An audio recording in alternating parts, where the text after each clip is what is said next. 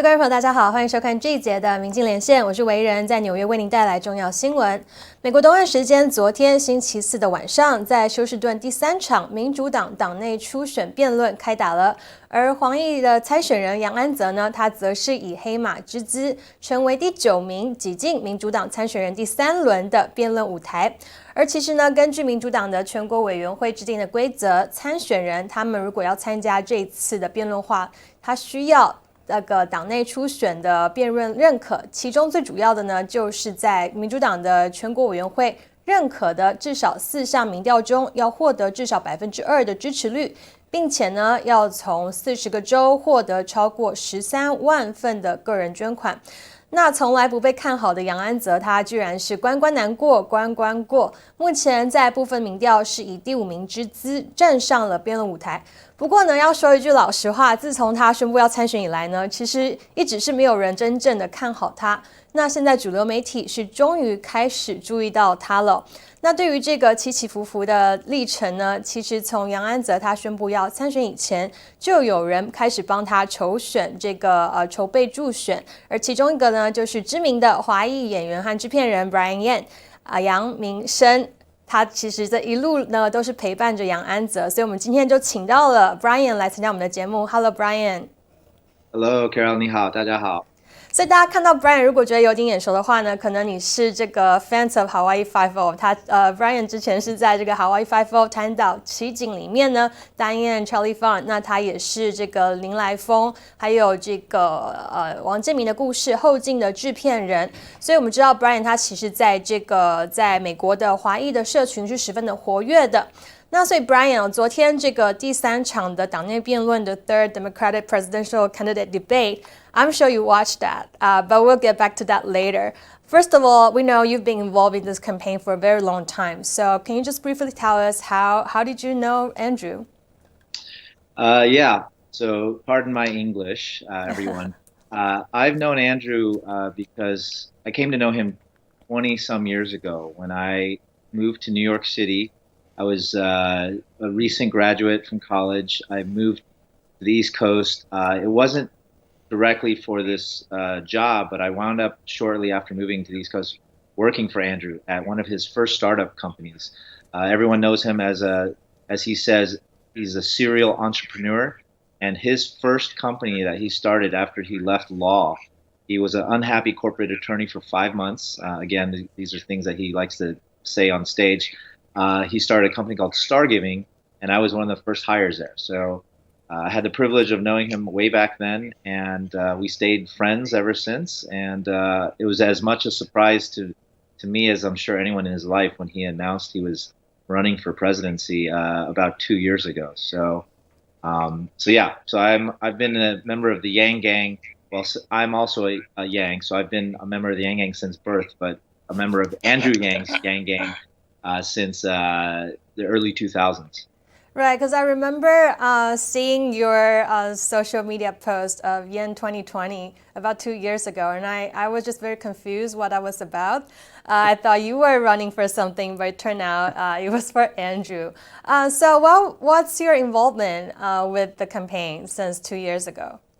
Yeah, so he called me actually, and I think when he decided he was going to run, he wanted to let his circle of friends know first before there's a big New York Times announcement about the whole thing.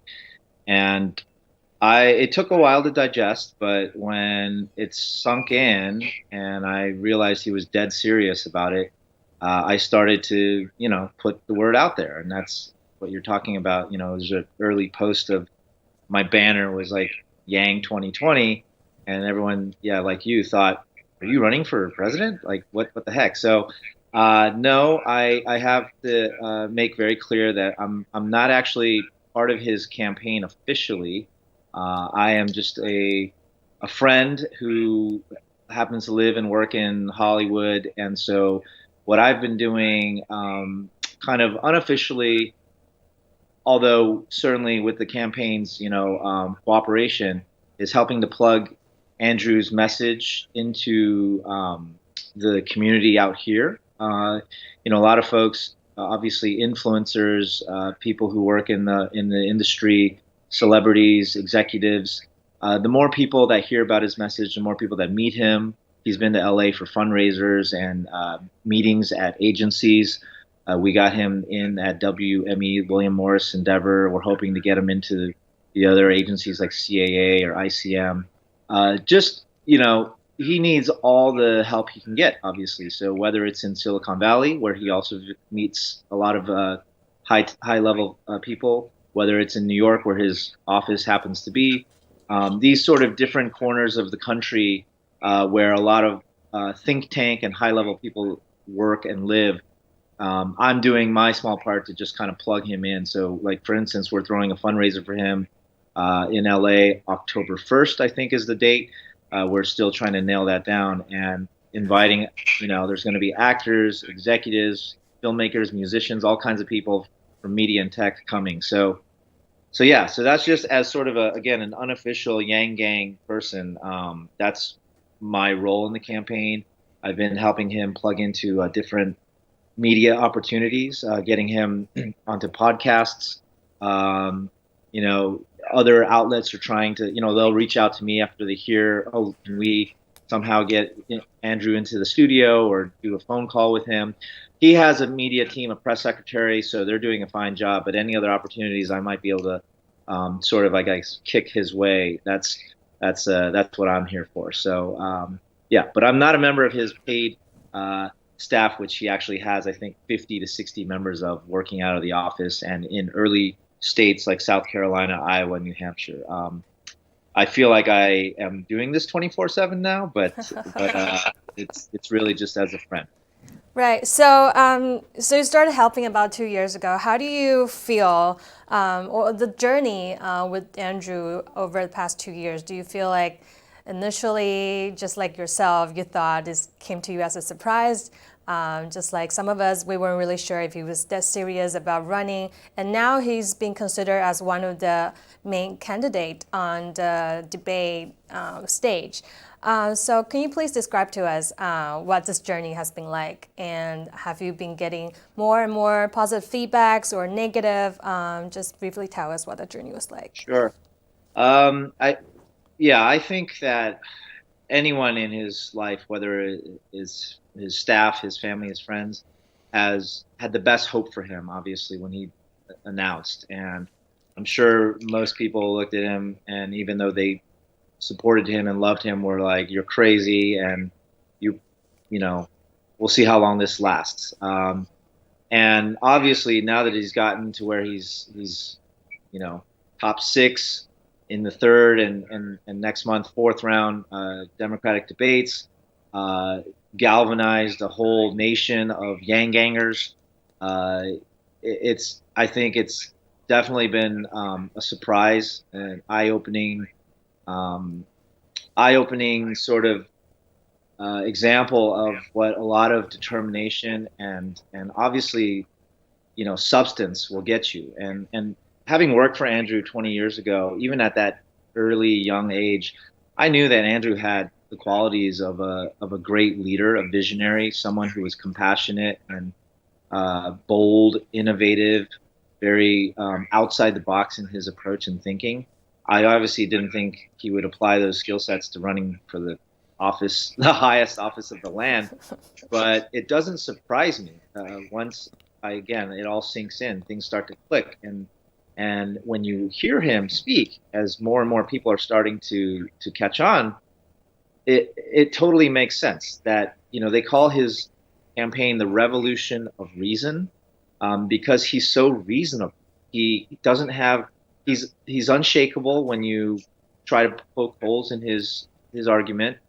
He doesn't have office experience, as a politician, but the people are looking for a different voice, a different mindset. And Andrew is really far ahead of the curve in terms of coming in as an outsider and presenting these innovative solutions. And, people young and old, right or left, wherever their backgrounds are starting to come out. He's reaching across the aisle. A lot of people are saying he's obviously running as a Democrat, but when people take the time, and that's been the challenge, when they take the time to actually hear his long form message, not like when you hear a soundbite, when you see a photo of him, or you hear about the Asian guy who's running for president, you kind of are very dismissive. But when you actually sit down and you listen to the 2-hour Joe Rogan podcast, when any of these longer form, in-depth interviews or appearances or podcasts he's done, it just makes so much sense from all of the different policies, and obviously his flagship policy and his book, The War on Normal People, is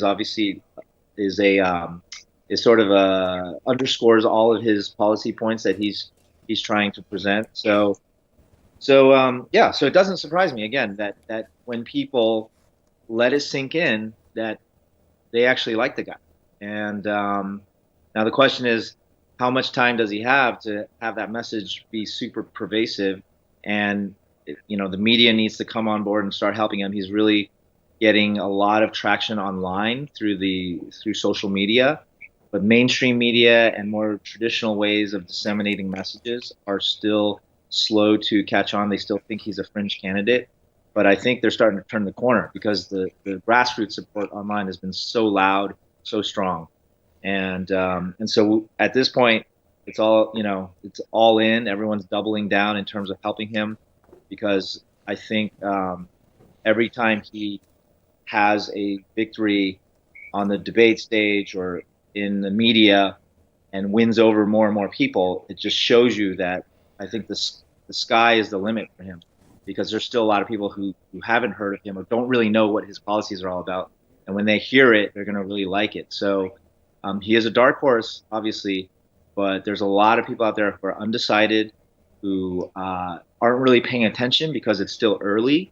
And so I'm encouraged by what the future can still hold for him. So I'm hoping that the fourth debates are going to be even greater as we get deeper into this, and I'm excited for his future. Right. So you mentioned about the grassroots support supporters. Who are these supporters? Because initially, by default, I thought all the Asians, the minorities, they'll probably be gravitated towards him. But as I had an interview with him and reading some feedbacks from my viewers, I realized it's not so much the case.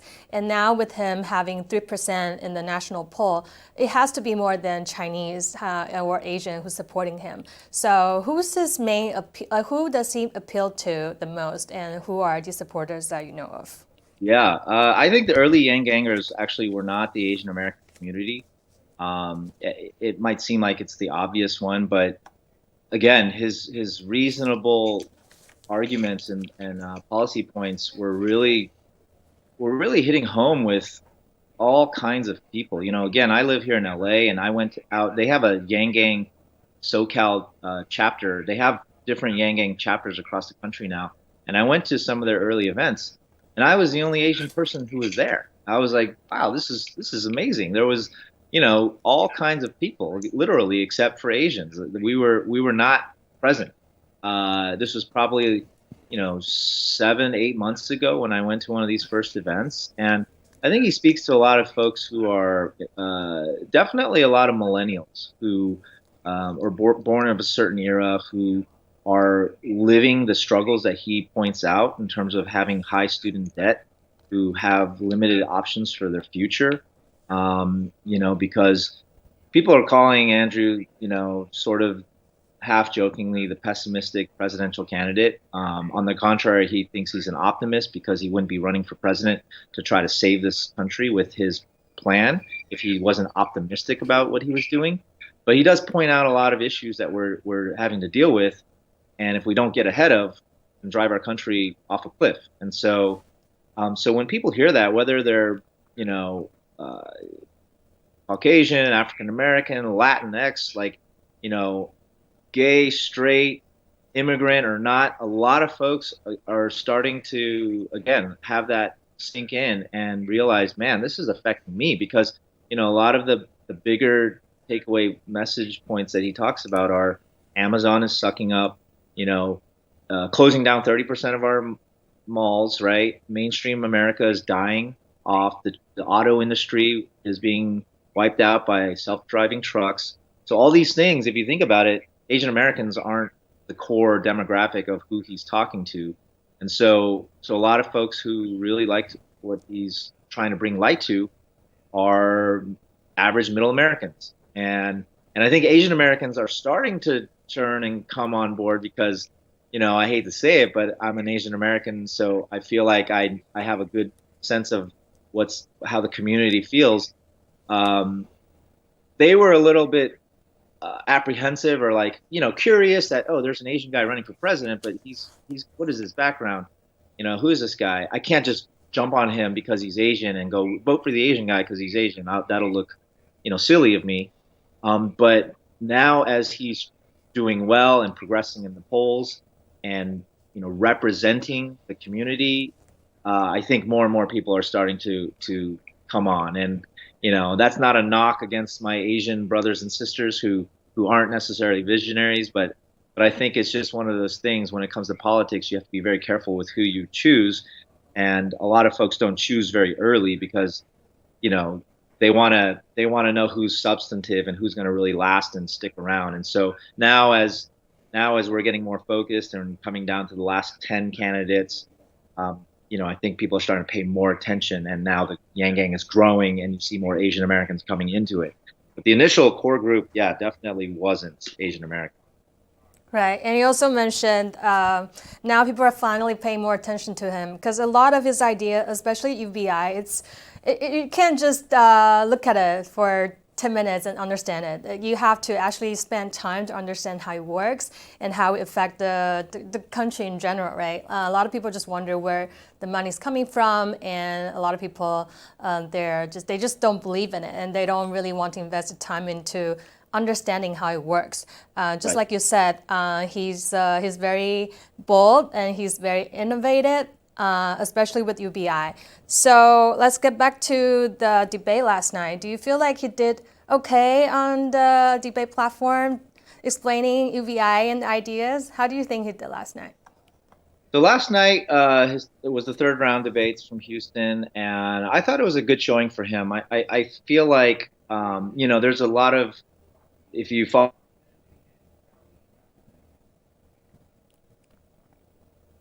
Andrew again had the least speaking time, and people are like, well, how come he's not getting to speak, or why isn't he using his time more? And so I can understand how folks are frustrated. People who are supportive of Andrew are frustrated by what seems to be a marginalization or a blackout of Yang. And there's a lot of folks who are like, started hashtag Yang Media Blackout or let Andrew speak and that kind of thing, which I totally understand. I think that the moderators of these network debates are still not convinced that the fourth industrial revolution, which Andrew coins, that's what we're in the third inning of. People seem to think he's a futurist candidate, that his problems that he's pointing out, yes, they're real, they're happening, but the robots, they're not. That's another 20, 30, 60 years down the road. Like, what does it have to do with me right now? So I feel like, they put so much emphasis still on these other policy points, which are obviously very important, from gun control to immigration and climate change. But because his flagship policy and UBI is so wrapped into automation and technology, and how that is the root of a lot of other problems and how we're going to fix things, it does leave less time for him to speak, which then gives the perception that he's not being taken seriously and that he isn't getting his message heard. So I think that the traditional, media or democratic debate forum is always going to be kind of designed this way. And for Andrew to kind of overcome that, it's really going to take, again, as he says in a lot of his campaigning, that when he brought this up to policymakers and think tank people in DC when he was considering running for president, they said, you have some great ideas and you're absolutely right. But the only way you'll get anyone to listen to you is if you bring a wave crashing down on this town, because Washington, D.C. is a town of followers. They're not leaders. Despite what we think, that, oh, it's the government and they control the country, they just follow. So he's so outside the box, and it makes so much sense to so many people. It really is going to have to spill over into the mainstream from the grassroots. So the debate stage is not the best forum for him to openly speak about his policies that convince people. And I'm just sort of convinced that that's not going to really ever happen.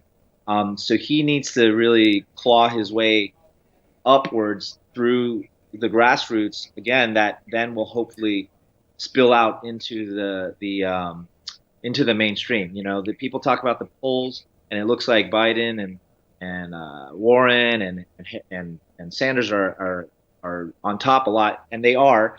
But I also think it's not representative of the entire picture. I think the way they conduct polls is very archaic. They call landlines. Who's picking up a landline in the middle of the day?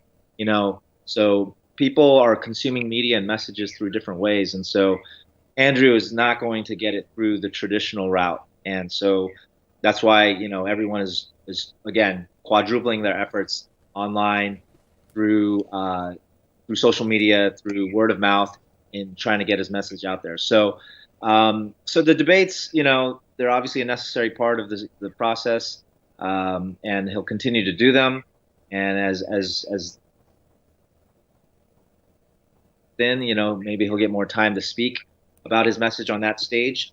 But I think everything he's doing is actually perfect in terms of their strategy and getting their message out with the resources that they're given. So, you know, all the things from connecting with Elon Musk to Alexis Ohanian, who tweeted support of him last night with his $120,000 UBI test with 10 different families, if you caught that. And so all these things are working really well. And, you know, the next step is obviously, yes, we got to keep trying to crack into the mainstream through commercials, ads, you know, other things that will reach the older traditional demographic.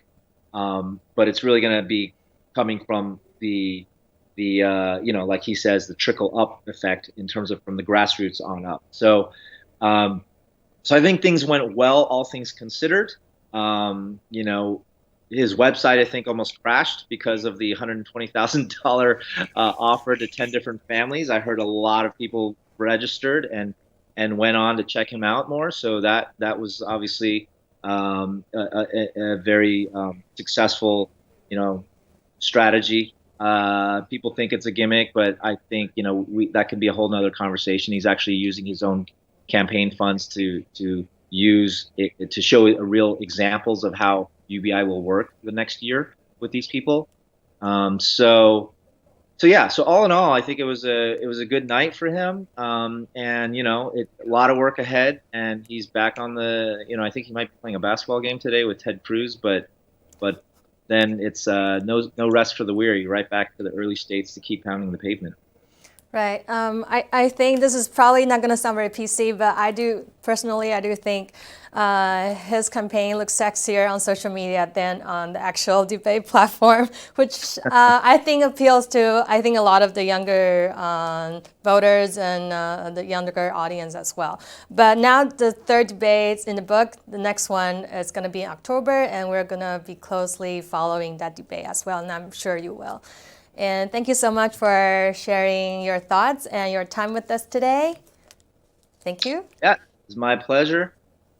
那我们希望是很谢谢这个杨先生今天跟我们进行他的这个讨论哦。那如果您对于今天的节目，还有对杨安泽昨天的表现有什么看法的话呢，也欢迎您在节目下方给我们留言，也请您点赞转发今天的节目，并请在 YouTube 订阅明镜电视。我是维仁，我们下次再见。打开明镜电视，每次都是新世界。节目中言论为个人见解，不代表明镜的观点或立场。YouTube 频道名明镜火拍，苹果博客名明镜火拍音频版。